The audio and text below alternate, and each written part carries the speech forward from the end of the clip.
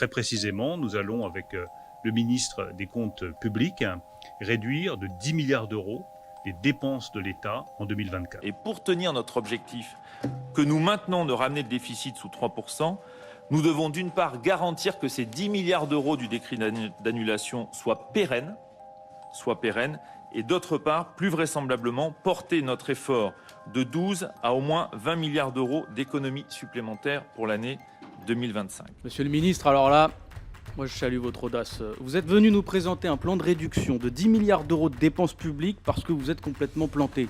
Depuis 2017, le gouvernement a beaucoup baissé les impôts sur les ménages mais aussi sur les entreprises et s'est privé d'à peu près 50 milliards de recettes par an. De nouveau, on nous annonce 10 milliards d'économies avec une véritable guerre sociale contre le peuple, puisque vous remarquerez que dans les ministères les plus touchés, vous avez à la fois évidemment l'écologie, mais aussi la recherche et l'éducation nationale, c'est-à-dire l'avenir du pays.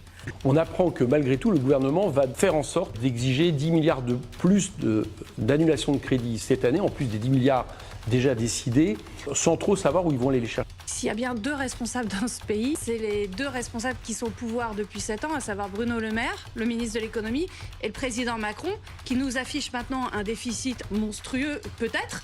Mais enfin, qui est responsable? C'est bien eux. Donc la première chose à faire, c'est de changer de politique. Il annonce un déficit de 5,1% en 2024 au lieu des 4,4% prévus. Vous déplorez des recettes fiscales trop basses. Il y en a pourtant de colossales que vous n'allez pas chercher, celle de l'évasion fiscale.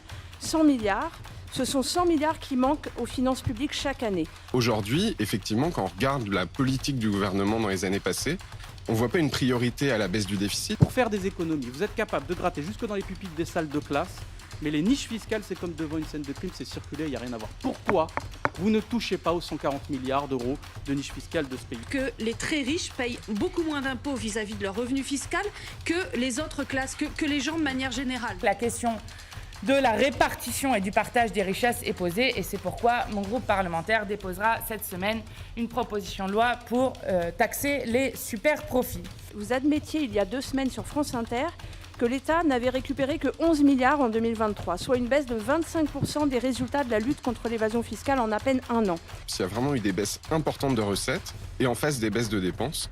Donc on a plutôt le sentiment qu'il y a des baisses de recettes qui sont une explication du déficit, mais que le gouvernement en est en partie responsable. Nous disons aussi que plutôt que d'aller chasser des dépenses qui sont indispensables à la vie des Françaises et des Français, nous posons la question de nouvelles recettes par une réforme fiscale, par l'introduction d'un impôt de solidarité sur la fortune, par la mise en place d'une taxe sur les super profits.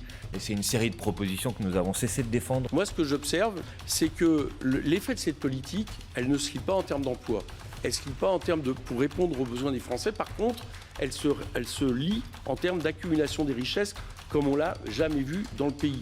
Ce que nous proposons, c'est précisément d'augmenter les impôts de la partie de la population qui a vu, grâce à la politique d'Emmanuel Macron, ses revenus augmenter de manière significative ces dernières années et qui aurait tout à fait les moyens de participer davantage à la solidarité nationale.